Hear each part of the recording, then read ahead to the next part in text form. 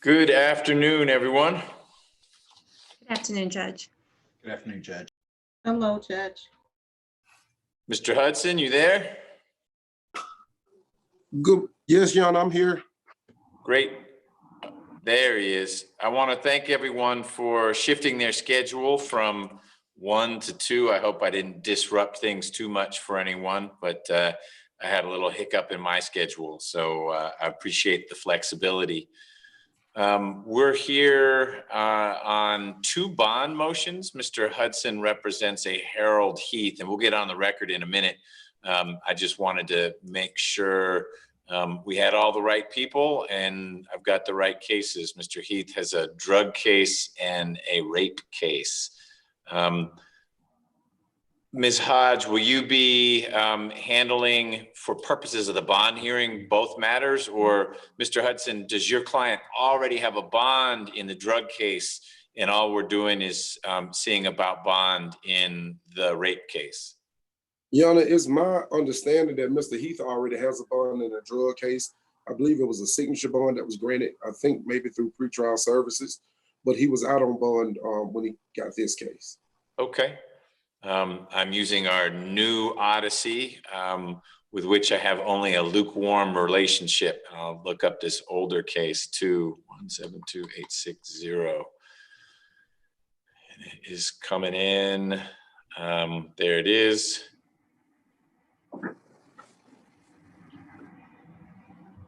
It was transferred from non-complex in January because of the other case. All right, I got that. Let's see if I can get it to tell me about bond.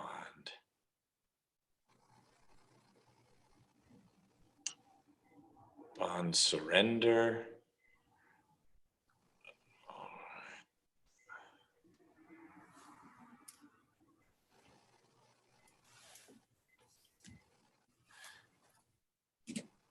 It does look like in November of last year, November 2, which would be less than 2 weeks before the allegations in the newer case, there was a $6,000 bond pretrial services. So I guess that's sort of like a signature bond. It was released to pretrial services. So I think that's where we are, but why don't we get on the record?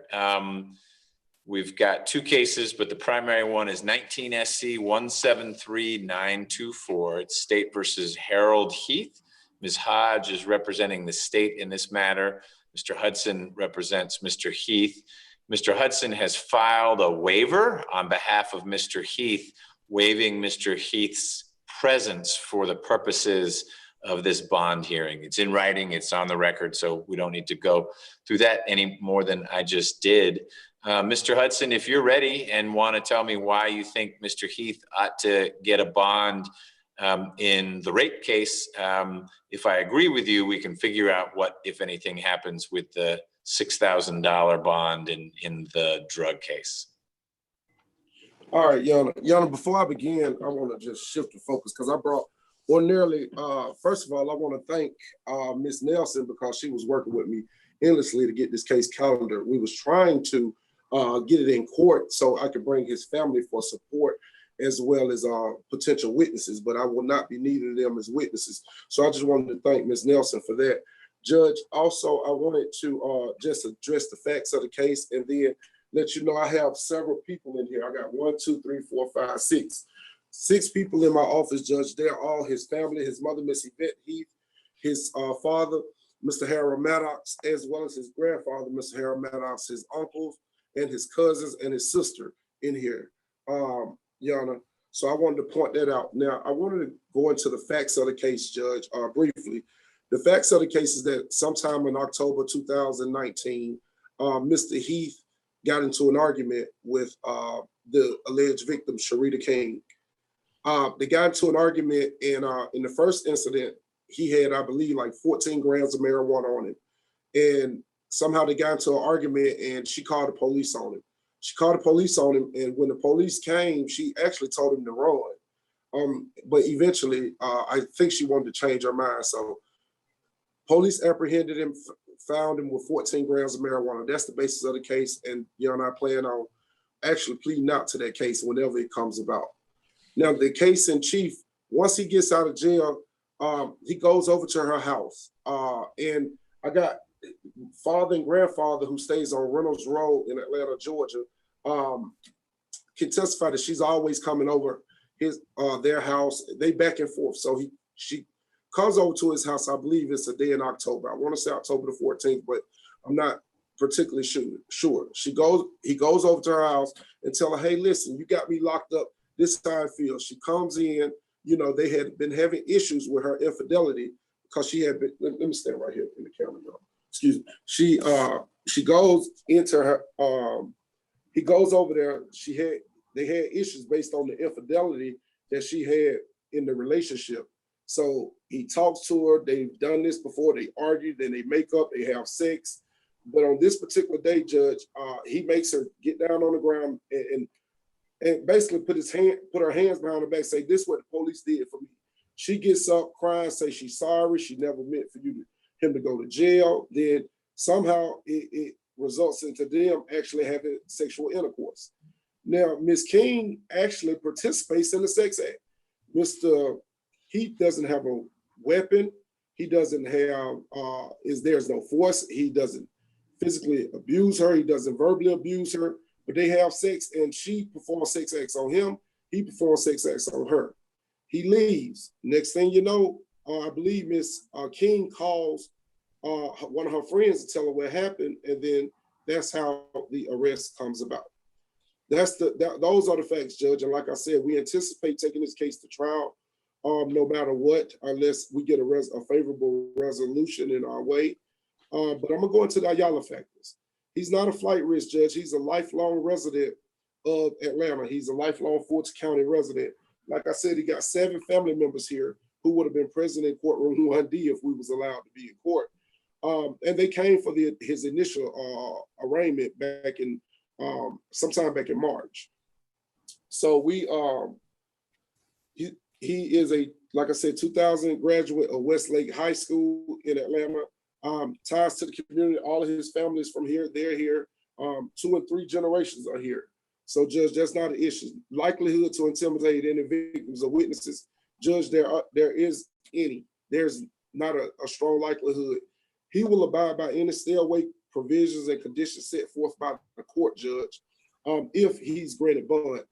I personally want an anchor monitor, just that way he can be continuously monitored. Third, Judge, he's not likely to, he's not a threat to person, places, or property. The greatest indicator of a person's future behavior is their past behavior. Mr. Heath is not a convicted felon at all. And finally, Your Honor, given the issues in this case, and I wanted to point them out because we haven't had time to litigate the matter. I haven't received full discovery. However, Ms. Hodge did send over the police report, and I thank her for that. Your Honor, we haven't heard any information from the victim about this case. I don't want to call her victim, I want to say accuser. I talked to Ms. Hodge. She said that a rape kit has been sent out, but we haven't received any information about that yet. But I know that during this pandemic, things have been kind of put on hold. Mr. Heath has been in custody for over 10 months, and I encouraged him to stay in jail until he could get the jail credit so that when I do bring up this matter, it could be more favorable to him. And fourth, Judge, it's back and forth between those two. They had a relationship.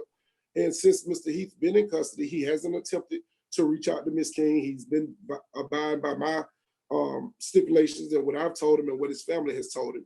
And Judge, if he's granted bond, Judge, he's not going to violate. He's going to do what he needs to do. And like I said, Judge, I anticipated I was going to file a speedy trial demand.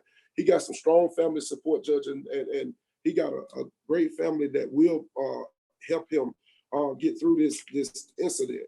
So, Judge, he's not likely to intimidate any victims or witnesses. He's not likely to commit any future offense while out on bond. He does have ties to the community, and he's not a threat to persons, places, or property.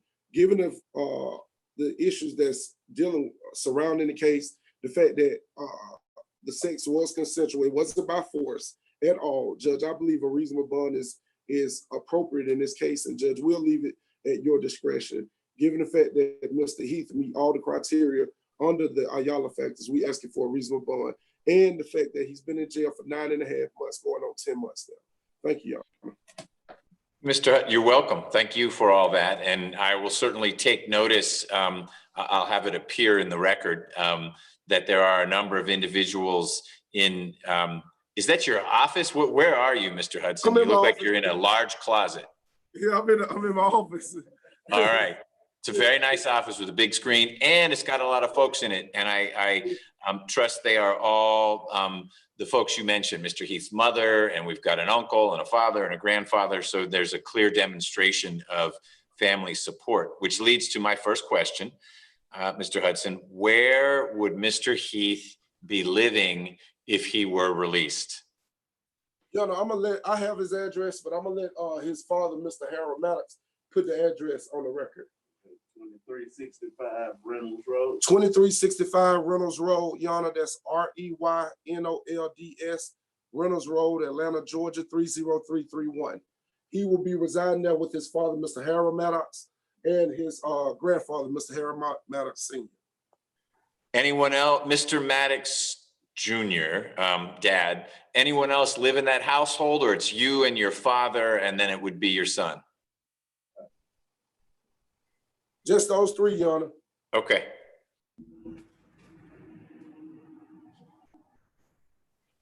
And the incident, Mr. Hudson, occurred at Ms. King's residence or Mr. Heath's residence? It occurred at Ms. King's residence, Your Honor. Okay, and she may have moved, and I'm not going to ask for her current address, but her address at the time, how far is that from Reynolds Road? Probably about 2 miles, Judge. Okay. It's not that far. Does Mr. Heath have a place he could stay that is further away from where Ms. King was living back in November? Yes, Your Honor, he can stay with his mother, Miss Yvette Heath. And Miss Heath, can you get that address? Sure, 6824 Park Chateau West. Park Chateau. Uh-huh. 6824. Very fancy. Is that in Paris? Yes. All right. In Paris, Kentucky. Lithonia, Georgia, 358. Lithonia, Georgia, 30058, Your Honor. All right. And ma'am, your last name is? Heath, Your Honor, Heath. H-E-A-H. Right. Miss Yvette, V-E-T-T-E. Got it. Just like your client. So Ms. Heath's residence is in Lithonia, and ma'am, who else lives there with you right now? It's my daughter, Taylor, his sister, Taylor. Okay, and she's how old? She's 26. Your daughter is 26? Yes. Okay. Got it. Okay. Mr. Hudson, I may have more questions, and I'll certainly let you have the last word since you're the movant, but I'm going to turn to Ms. Hodge now to hear the state's perspective on Mr. Heath's cases. Ms. Hodge? Thank you, Your Honor. The state has a very different interpretation of the facts here. The first case, the obstruction, possession of marijuana with intent to distribute, and the drug-related object possession charge, that case happened October 31st of 2019. According to the police report, the police were called to the scene because Ms. King noticed that the defendant was there and wanted to be escorted to her home because she did notice that he was there. She had had issues with him, had asked him to stay away from her. He was not complying. She had gone to get a temporary protective order. He had not been served on that order as of that date, but she was seeking an order because she was fearful for her safety. So police were called to the scene to assist her to safely get in her home. Once police arrived, there was an issue between the officer and the defendant, and he was arrested on those charges. Shortly after being released from jail, Your Honor. He was issued a bond on that case. That bond was a pretrial bond and I believe Ms. Nelson said that bond has been surrendered. So I am prepared to address that bond should that be necessary, Your Honor. But he is that bond has been surrendered Okay. based on the new arrest. So shortly after being released on bond, he returned back to the same location, Your Honor. And that is where the rape happened. It was not consensual, it was forced. Ms. King took out a police report. When you say the same location, I apologize for interrupting, meaning your understanding is that Mr. Heath, uninvited, returned to Ms. King's residence? Yes, Your Honor. Okay. Which was the same location of the arrest. Yeah. So the sex was not consensual, which is why she completed a police report and had a sexual assault kit performed. The state would argue she would not have gone through all of that if it were consensual. But in any event, and that's an argument that can be made at trial, she filed charges and he was arrested on that. She is fearful of her life. And so based on the Ayala factors, Your Honor, he does not have a criminal history. So the state can't argue whether or not he will fail to appear or flight risk or has a history. However, the state can argue that he has shown that he is a danger to Ms. King in that he had 2 cases relating to her within a 15-day period. The state would also argue that it is likely he will commit another felony pending trial since the second charge happened while he was out on bond on the first charge. And the third factor is that he has already proven that he will not only intimidate her, but assault her. So the Ayala factor that the defendant will likely intimidate the witness or otherwise obstruct justice, the defendant has clearly shown that. Based on 3 out of the 4 factors, we would argue that bond be denied. Ms. King has also submitted a statement that she would like read in court to address bond. And Ms. Rolak is prepared when Your Honor is ready to hear that statement. Okay, I'll hear that in just a second. And this is through the YouTube feed. So if Ms. King is interested in following the proceedings, she's able to hear and see what's going on. He is following on YouTube, Your Honor. Okay, all right. Well then, hello to Ms. King. Ms. Hodge, question before I hear from Ms. Rolak. I heard you say that Ms. King was in the process of obtaining a preliminary restraining order or temporary protective order from Mr. Heath because in her mind, the relationship had ended and he was harassing her, but she hadn't gotten around to it by some point. Was that she had not gotten around to it by Halloween when the police came and found the drugs on Mr. Heath, or she had not gotten around to it? Obviously she hadn't on either date, but when was it that she was supposedly planning on obtaining the TPO? Prior to the October 31st incident. And if that ended so poorly for her, meaning she had to call the police for her own safety, and then allegedly Mr. Heath acted so erratically or boisterously that he got arrested by the police, is there a reason? I'm not asking anyone to justify their actions. I'm just trying to understand.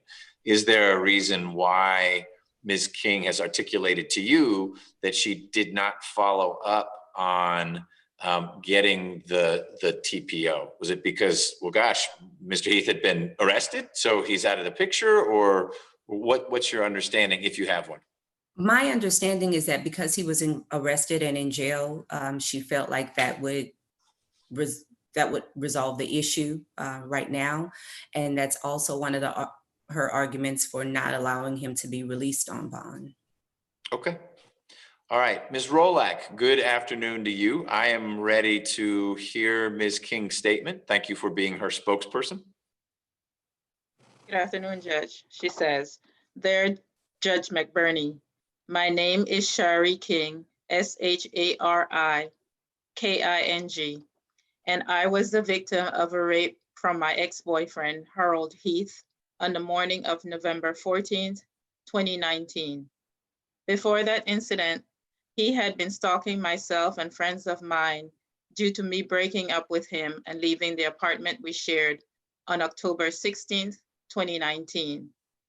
Because of the stalking and constant threats, I went and got a restraining order against him on November 7th, 2019. I broke up with Mr. Heath because of his constant physical, verbal, and mental abuse towards me. Mr. Heath has threatened my life on many occasions and even showed up to my home out on bond to commit the crime that took place on November 14th, 2019. Due to my safety and my mother's safety, I would like for bond to be rejected. I have no idea where Mr. Heath's mental state stands, and I refuse to feel frightened after he has caused me so much turmoil in my life. The burns and bruises I carry from our relationship are a big enough reminder of the trauma. Thank you for your time. Thank you, Ms. Rolak and then Ms. King for sharing that. What I just heard is that Ms. King actually obtained a restraining order on November 7th. I'd like to get a copy of that if it's out there. I don't know if that's something that is findable in Odyssey, but I suspect that either Ms. King would have copies of that paperwork that she could get to Ms. Rolak or Ms. Hodge, but I'd like to see that. She I just don't said that have she it, has Your it, Honor, Judge. but I'm sorry. I was saying I don't have it, but I will get it for the court. Ms. Rolak, has she provided it to you? She just texted that she has it. Okay. Okay. Ms. We'll get it. Hodge, was there more that you wanted to add? No, Your Honor. Okay. I have a question for you about discovery, not in the drug case, but in the more serious case. Mr. Hudson indicated that you very graciously got him a police report, but it sounds like that's about it. This is not a new case. Mr. Heath's been in jail for a while now, and the indictment is not all that new. It was handed down just after Christmas of last year. There was a scheduling order entered in, let's see if I can find that in Odyssey here. Where did that thing go? In February, that had discovery due by the 13th of March. Round about that day, things got real complicated, but now we're past the 13th of August. That's 5 months later. How are we doing with discovery, and what kind of obstacles are you seeing, Ms. Hodge, beyond the "I don't control what the crime lab does" situation? Somehow the ball was dropped with the initial discovery between that February and March timeframe. I thought that it had been served on Mr. Hudson, but it had not. So I have made another request that be served. The sexual assault kit has not been provided to GBI. So I have requested that, or I didn't see it in their system. So I have my investigator researching that to see exactly where that kit is, whether or not it's still in evidence at the precinct or at GBI, so that we can find it and get it tested. And I am working on that, Your Honor. Are there other things that you believe are outstanding? I put two categories right now. There is all the discovery that really you ought to have gotten to Mr. Hudson a while ago. I don't think it changes the conversation we're having, but it's certainly something he's entitled to. And it might change the conversation he has with his client. But there's the non-sexual assault kit discovery. There's the sexual assault kit. Is there anything else, as you were reviewing the case to prepare for today, where you're thinking, you know what, there was a videotape statement. I know that's not in my file. I need to get that. I am also requesting the body cam footage. So that is the only other item that I see that's missing. Okay, and this would be body cam footage, the officer's interaction with Mr. Heath when he was taken into custody on these charges, the rape charges. Yes, Your Honor, and the footage of the initial interview with the victim at the scene. When he was Okay, officers respond to Ms. King. She calls 911 or whatever it is she does.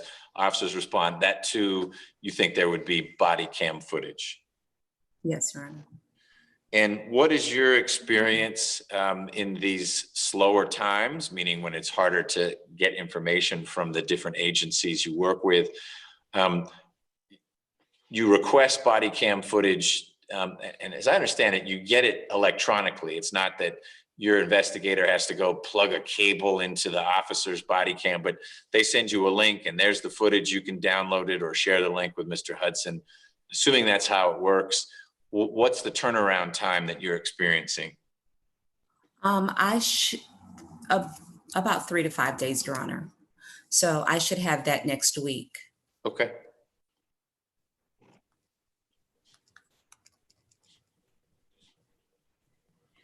All right, so we've got the basic discovery, whatever's in your file, should have gone to Mr. Hudson back in February, early March. You're taking care of that.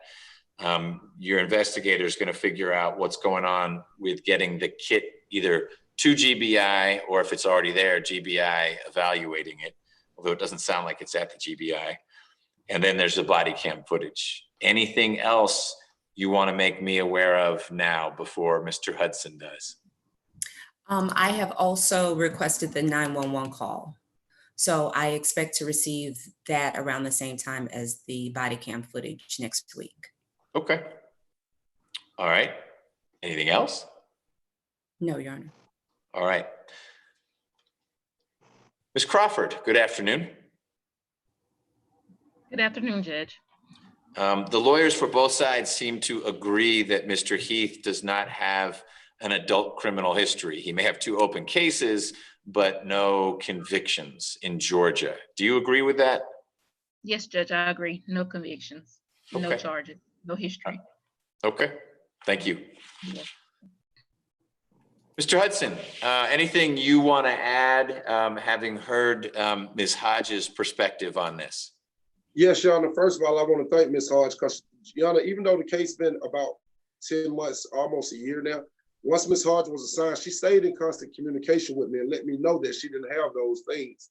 But, you know, a simple investigative request can actually get it, like, except the rape kit, Judge. I worked in CWET when I was in the DA's office, so I know that they can, you know, get everything else. But she have been in communication with me, Judge. So that's why I'm gonna ask for an extension of time with motion. So once she get it, Of course. I can work it. And Judge, that's why I didn't, based on my relationship with her, and I know how she works and get things when she get them, and give them to me and turn it over. In all fairness, Judge, that's why I didn't make no preliminary motions to dismiss and all that. I was giving her the benefit of the doubt. But Okay. Judge, even if the allegations are true that Ms. King feels intimidated, we can look at Mr. Heath's history in jail. Since he's been in jail, Your Honor, and Ms. Hodge can verify this, he's not made one attempt to reach out to her, not one. Secondly, Judge, he will be living in Lithonia, and we can put him on an ankle monitor in DeKalb County. That's at least 25 to 30 miles away from the alleged victim. And Judge, given the issues in the case with discovery, the fact that he's been waiting patiently in jail, I think a bond is appropriate in this case. I'm not gonna say a low bond, but a bond. And Judge, I would say that if Ms. Hodge knows if he's on ankle monitor, so he violated in any way, and Ms. King notifies her, she can easily file a motion to revoke his bond, and he'll be in jail longer than 10 months. And given those issues, Judge, with discovery and some issues with the Ayala factors, I believe that, and his family believe that he meets the criteria for a bond, Judge, because right now we don't know when the court is going to reopen to even file any motions that we can have any substantive motions that can be heard. So based September on that, 8th. you think so, Judge? I know so. I was part of the group today that decided September 8th is when we are going to try again, having in-person events for inmates in custody. So we were supposed to do it in late July, but there were reasons why we didn't. But the same plan is in place, and it was just announced today to the other judges, the other courts, and to both PD's office and DA's office that September 8th, which is a Tuesday, will be the start of the rotation where judges, all 15 judges with criminal matters, will be able to bring cases over from the jail to do exactly what you're talking about, have substantive motions, things like that. Still not a trial, so it doesn't fix everything, but barring unwelcome and unforeseen developments between now and then, September 8th is when we would be starting that up. So there is light at the end of the tunnel if things don't get worse between now and then. But that doesn't affect what we're doing here. I just wanted you to know that there actually is a date. Thank you, Judge. I'll take your word. You was the chief judge for a long time. For a minute. Yes, all right. So, Mr. Hudson, where was Mr. Heath living in October, November of last year?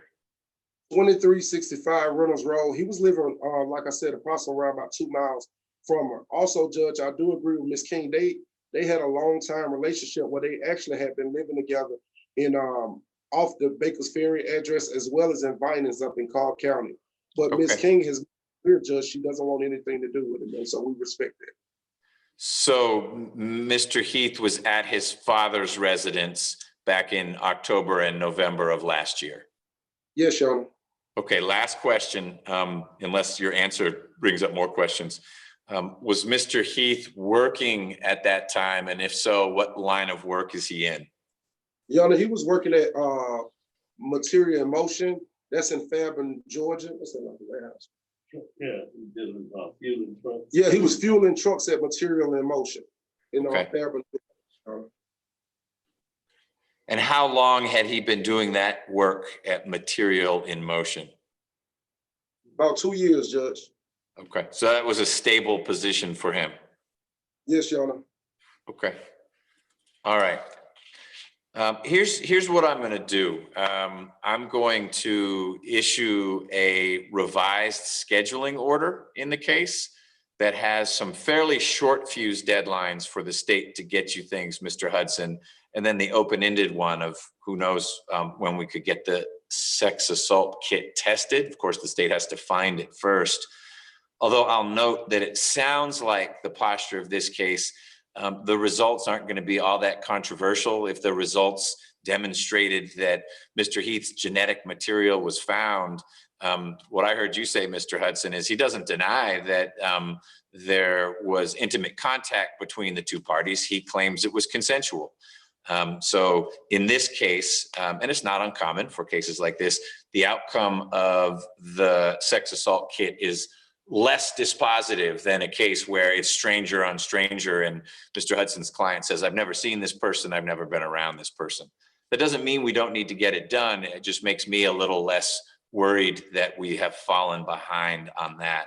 The other things, the paper discovery, the body cam footage, the 911 calls, those will be fairly short turnarounds for the state to get to you, Mr. Hudson, what you're entitled to and what Mr. Heath is entitled to, so that you and he can begin having more substantive discussions about the case. I want to see the restraining order paperwork. You may also, Mr. Hudson, but I'm going to give the state a few days to get that sent to them by Ms. King. And after I see that, I will be in a position to enter a bond order, either saying I'm not going to set a bond or just to manage everyone's expectations, setting a fairly high bond, requiring Mr. Heath to have an ankle monitor, requiring Mr. Heath to stay with Mrs. Heath, so Ms. Heath, so in Lithonia, not at the Reynolds Road address. And I want to be clear, Mr. Maddox, there's nothing wrong with your home. I bet it's a great home. It's just not where your son is going to be if he's out on bond. He's going to need to stay far, far away from Ms. King and the address where she used to be. So it will be simpler for everyone, in particular, Mr. Heath, if he is staying in Lithonia. And there'll probably be some pretty strict conditions on when and why he can leave the house, work, church, medical, come into court. That would be about it. But again, that's if I end up setting a bond. I'll want to see the restraining order paperwork, and Mr. Hudson should see it as well. It may give him something more he wants to raise as a discussion. I don't envision us reconvening before I issue the bond order. I will if something develops and either side asks for part two to this hearing, but I feel like I've heard good, helpful information from Mr. Hudson. I clearly see the family support. I want to be clear. I'm not wrestling with, does Mr. Heath have ties to the community? Does he have family support? Yes and yes. I'm wrestling with the nature of his relationship with Ms. King and whether it had been made clear to him that he needed to stay away. So I'll work through that. And I'll also get the revised scheduling order in place so that we can get this case moving along. I don't know that there'll be many substantive motions. It might depend on what Mr. Heath said to law enforcement, if anything, and we'll see that from the body cam footage. But other than that, it does seem like a case, Mr. Hudson, that you'd be in a position to try once we can get you some jurors. I think that'll be the bigger stumbling block. Mr. Hudson, anything you want to add at this point? Yeah, I just want to thank Ms. Nelson. I owe her because I've been getting on her nerves this past week about my cases. Well, but you say that every time. I assume someday she's going to get a new car because you always say you owe her, but she does great work and she has to deal with me as well. I had to bump this from 1 to 2 and she reached out to all of you. So I'll say you're welcome on her behalf. Ms. Hodge, anything else from the state? No, Your Honor. So Ms. Hodge, I'll rely on you or Ms. Rolak to get to Ms. Nelson and to Mr. Hudson whatever paperwork you get from Ms. King concerning the restraining order. You may need to redact address or something like that if there's information that you don't think ought to be disclosed to Mr. Hudson in terms of her whereabouts at this time. I don't know how that's playing out, but the basics of the restraining order, I think everyone should get a chance to look at, and we'll go from there. Thank you all for dialing in. Thank you, Mr. Forte. Thank you, Your Honor, for everything. All right, everyone stay safe. All right, thank you.